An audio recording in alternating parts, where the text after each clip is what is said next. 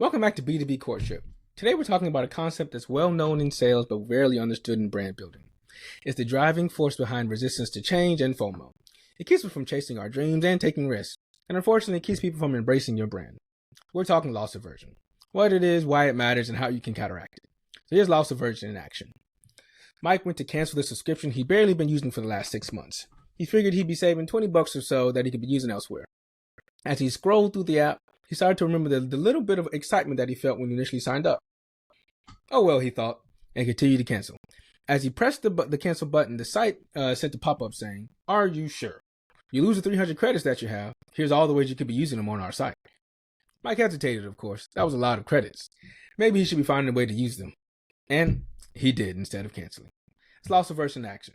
Loss aversion in action. So loss aversion is a cognitive bias where the emotional impact of loss is felt more intensely than the joy of equivalent gains. Some more examples are choosing a stable corporate job over the exciting startup role, purchasing a product because of how much time you put into the extended free trial, purchasing extended warranties just in case. So where does this concept come from? Where was it discovered? It was first introduced in 1979 by Amos Tversky and Daniel Kahneman. These are two leading figures in the study of behavior economics. They did a number of experiments to prove the existence, but one of the clearest examples is the coin toss experiment. In this experiment, participants were offered a simple gamble, a 50-50 chance of winning $150 or losing $100. And most people refused the gamble, surprisingly, even though the potential gain was greater than the potential loss. And this contradicted traditional economic theory, which suggests that people should be willing to take risk when the expected value is pretty high and pretty positive. So this demonstrated that people are more sensitive to losses than they are to the gains.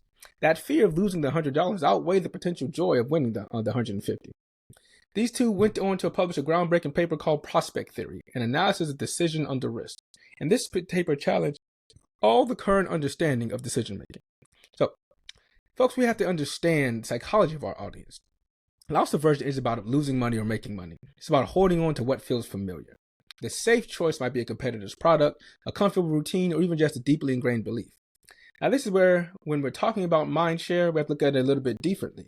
We're essentially trying to become that safe choice in our audience's mind. We want them to feel a sense of ownership and connection to our brand, so much so that the thought of choosing an alternative feels like the potential loss. And so the trick here is to truly win them over, we need to make them feel like they are already losing out by not embracing our brand. We need to highlight the opportunity cost of sticking with their status quo and their ingrained beliefs. Think of it like this. Imagine you're trying to convince somebody to switch to a new phone. Instead of just focusing on the shiny new features, you might say something like, think of all the amazing photos and videos you're missing out on because your current camera is outdated. Or think of how much more productive you could be with a faster processor.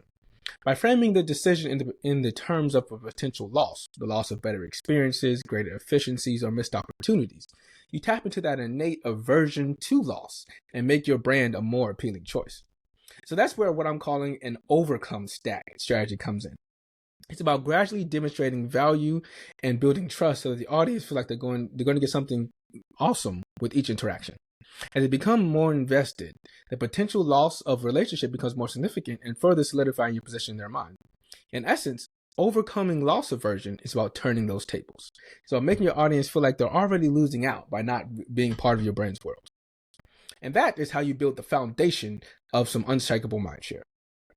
So before we get into the levels and stages of the overcome stack, if you're finding this valuable, please subscribe to the podcast and potentially the newsletter. It really helps me out to know that I'm helping you all and giving you good strategy and good stuff.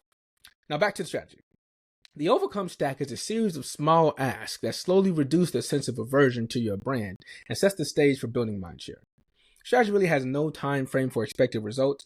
It's all about when the audience themselves experiences that aha moment and moves on to the next level. Start with level 1, overcoming indifference. The challenge at this stage is that the audience is likely unaware of us, our brand, or the problem that we solve, what we're trying to do to help them. They're going to feel indifferent, they're going to feel skeptical, they're not going to believe what's going on. So what we have to do is capture their attention and pique their curiosity and demonstrate our expertise without asking for very much in return. So how I'm doing this, level 1, is that I have a giving focused LinkedIn profile.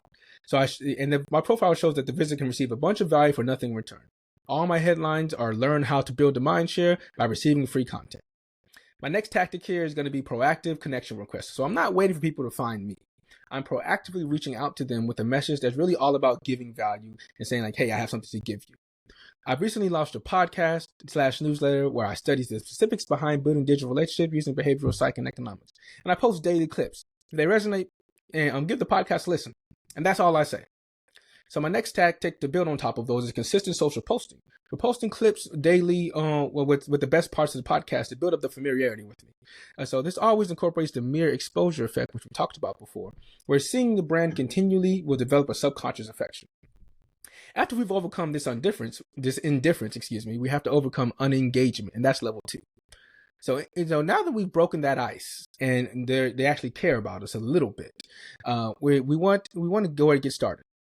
More often than not, a follow or connection request acceptance is an impulse rather than deep thought. So here we have to focus on quality and quantity. We've already talked about posting consistently, but the reality is we need to consistently post relevant, useful, actionable, and easy to digest content. Not everything can be a mic drop, but we have to shoot for it each time. So how we're going to do this is we're going to have some content diversity. And so it's a well-balanced variety of content. So we need to keep our audience engaged and consuming different formats. The mix is going to be a weekly newsletter, blog articles, the type-specific challenges, short and snappy videos, social engagement, and the consistent posts on various different channels. That way we're able to keep the conversation going.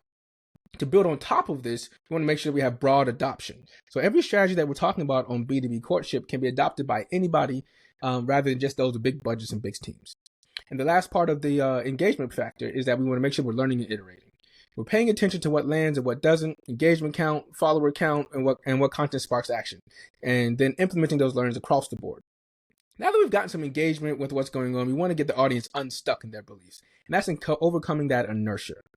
So level 3, overcoming that inertia. So we have that challenge of having social engagement with no depth to the relationship. And at this point, really, the social platforms still own it. So we want to focus on deplatforming and get into focused engagements, like first a podcast subscription and then a newsletter subscription for what I'm doing. How we're starting this out is social listening. I'm paying attention to the comments and the engagement on my social platforms. When someone shows some intent, I plan on sending them a DM with an episode recommendation for them to listen to and sparking conversation around the episode. Once again, this isn't sales, it's just engagement. The only goal is to get them to read and engage with the podcast and potentially subscribe. My next tactic is a LinkedIn Premium button that I have with my subscription. So it's a custom button that says view my newsletter. That's it. So I watched a video on LinkedIn from LinkedIn Creator. He said, surprisingly, all of his clicks come from the custom button in the feed rather than people looking at his profile. So I took that learning and applied it and see how it's going.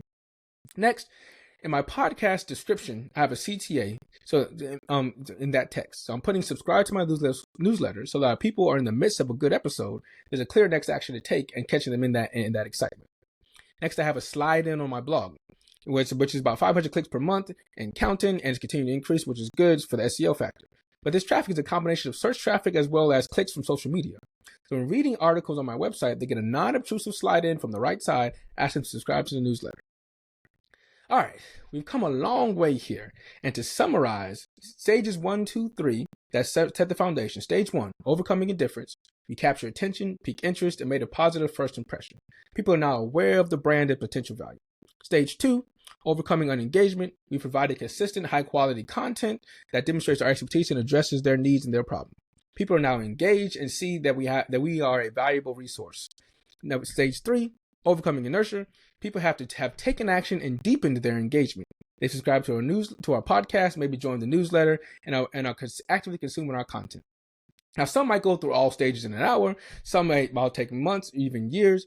Some might even skip the whole process altogether and passively consume until one day we get a request for services, or never engage at all. But that's fine. We can't speak to everybody.